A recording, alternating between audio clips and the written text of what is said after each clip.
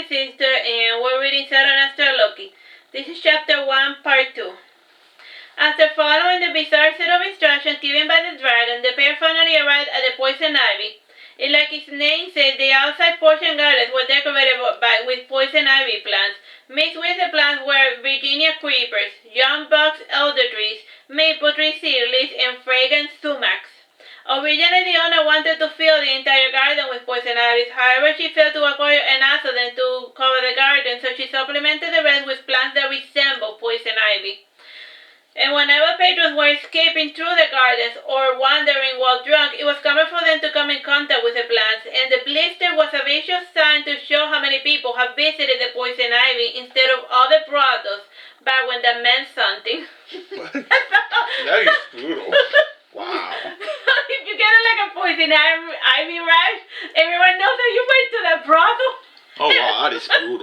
That's a sick way of marketing.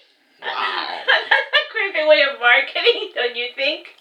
Yeah. I don't know, that made me laugh when I came out with it. Okay, and I still find it hilarious. That is brutal. Okay, At the entrance, Loki was greeted by the usual grunts when finding such places, and he showed them the token and they reluctantly allowed him within. At the physical age of 17, he was 6 foot 7, with a handsome, if somewhat infantile features, and the most skin he wore was not scheduled to grow anytime soon until he turned 30. And when that time came, he would double in size, and once more when he reached 60.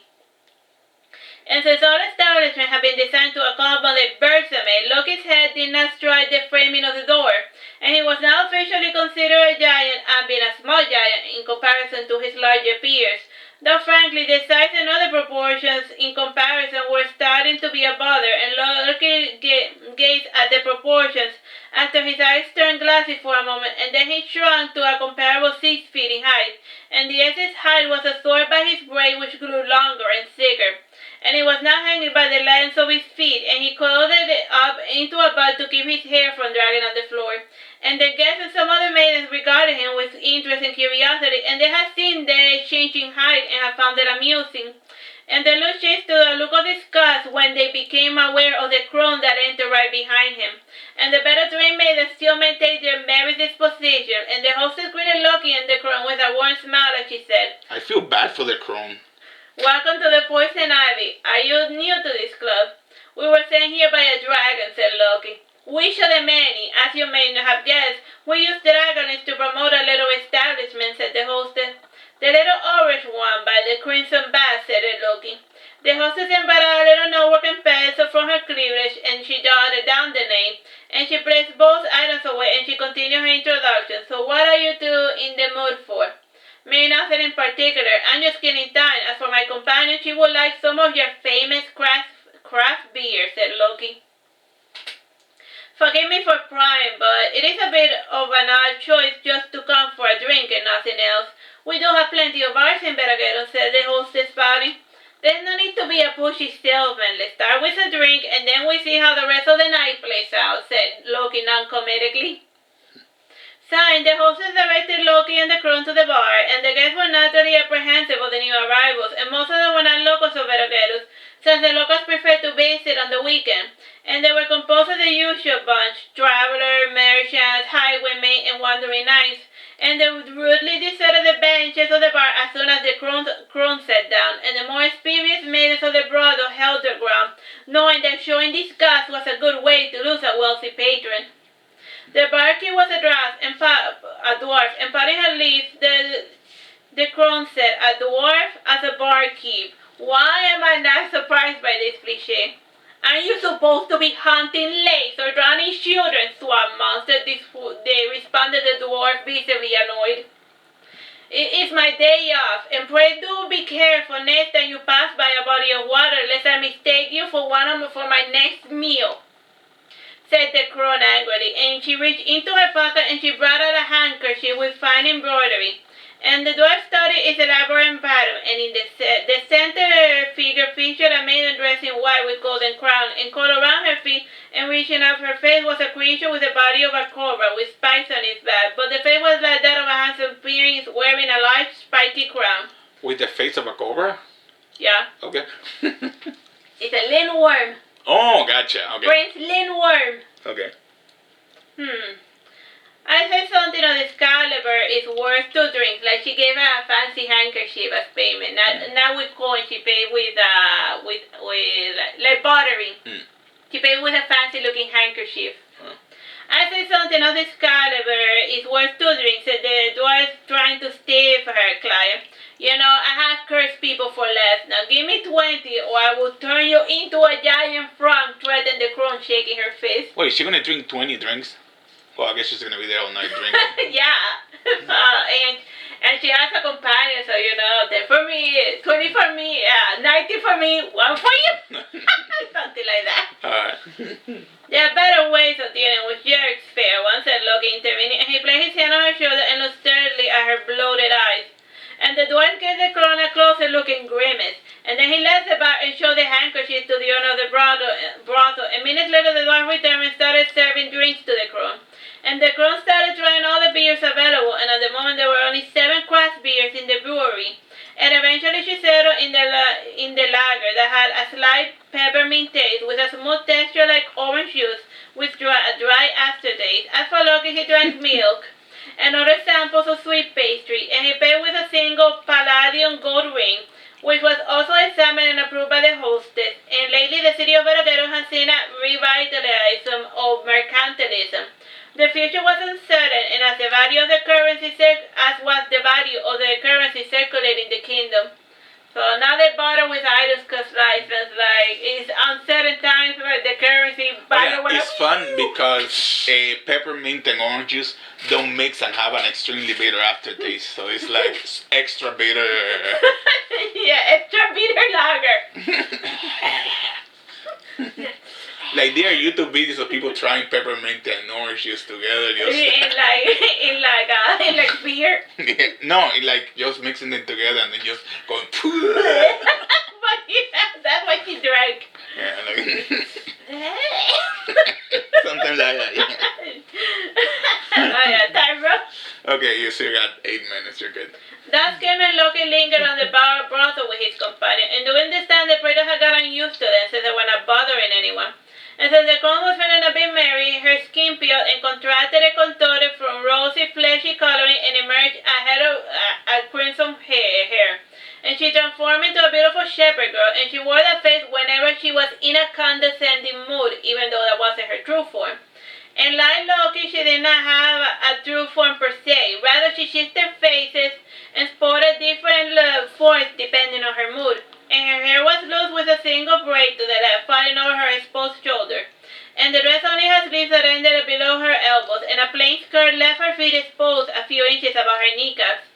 It was her darling round face with the dwarf at the battle farm most endearing, with her adorable green eyes, with a skin flap over them, and her flat nasal bridge, and upturned nose, and thin upper lips. And the dwarf continued serving her as before, though now, but he was more polite in his speech. And the newcomers who did not know the true nature of the red-headed maiden started to accost her and jeer her, treating her as if she was a dimwit. And Lucan stood up, and as he did, his hair got shorter as it got bigger, and the guest trembled and eventually apologized for the rude behavior. Smiling, the crone said that was unnecessary. The city is still riddled with undesirables, he said. It will be some time before such behavior become a thing of the past, at least in this little patch of this world. Humans can be truly cruel, commented the dwarf. This is no one's talking to you, said the crone. And the barking knob of his axe, and he cursed under his breath. And to rid herself of his evil eye, she said to Loki, "Pray for me for a moment, why don't you?" "We could just break a glass of water," suggested Loki. And reaching into his hair, and he brought out a glass of water, and the barking studied with interest, and the pair was at least not boring, unlike the rest of the patrons. And the crone threw the glass on the floor, which smashed into many pieces, and she then said, "Let it be absorbed into this." That's like a Cuban thing, by the way. That's that if somebody gives you like the evil eye, you have to break a glass of water. Hopefully on the person who gave you the evil eye, but if it's not around, just throw it on the floor. Yeah, and then the evilness will be absorbed into the glass of water. One of the maids then came and she cleaned the floor, and she mopped up the water, and angrily she complained, "Why do you do that for?" "I did it because a jerk gave me the evil eye," said the crone, gesturing to the barkeep. "Well, I did no such things. I wouldn't even know how to give someone the evil eye, even if I wanted to," said the barkeep, offended. "It is fine. You did not do it on purpose. People give each other the evil eye without meaning to all the time," explained Loki. "The fact that you glared at her with dark, malicious thoughts and manifested in the form of a minor curse that was passed on through your eyes, which acts as the window of your dark and evil soul. Whenever a glass breaks by accident, it is the evil eye being absorbed and thus sparing you from the effects of the curse." "This all sounds like silly superstition to me," said the barkeep, serving the crone her 17th drink. So now you know. Now you know how many she's drank all night. Yeah, she's drunk. The bitter peppermint and orange one. Tyrell, the one, Tyrell. You still got 4 minutes. "Perhaps, but superstition doesn't just come out of nowhere. Enough people in the past must have observed the words of the evil eye for a superstition to come into being," argued Loki. "So what you're implying is that there is some truth to those old wise tales," asked the maid thoughtfully. "More or less," said Loki, shrugging his shoulder. "Then I came in with a new life into the brothel, and it was always the most active past sunset, and some of the musicians were brought in, and there was dancing in addition to other sort of business occurring in the guest room. And Loki danced with the crone, but not to the tune of the music being played in the background. The crone always found it amusing to see Loki dance and to try to follow his frame of thought." And the crone asked, "What dance is this, if I may ask? It certainly has nothing to do with the screeching violin playing behind us." "It is a little bit of everything and a whole lot of nothing. And I was never too keen on structured forms of dancing," said Loki. "But without some structure, I fear that we may look quite foolish indeed," said the crone, laughing. "Do you care?" asked Loki. The crone rested her head on his shoulder, and then she said, "Not really, you know. I feel like I should tell you my name. I can't go by Fair Maiden forever, and crone sounds too distasteful for my taste, and I do as you wish, Fair Maiden, and if you offer me your true name, I shall give you mine.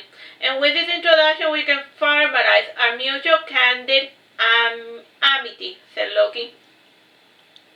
"I am introducing myself because I got a new tome, and I am going to be very busy for a decade or two. So if you need anything, my name will summon me to your side," said the crone. Loki stopped the dancing, and he stood in front of her, and he bowed, and then he said, "Well, let's be done with the formalities. I am Loki, pronounced Loki. The more referred to me as Loki of the Blue Flame, while the humans simply know me as the Blue Knight. As for me, in my former life, I was known as Trish. Now I go by the name of Hirst, which means quake," said Hirst, and she added, "Before I isolate myself again, I wish to give you a boon, Sir Loki. But here, let us return to my bog, shall we?" Alright, that's the end of that chapter. Bye-bye and God bless.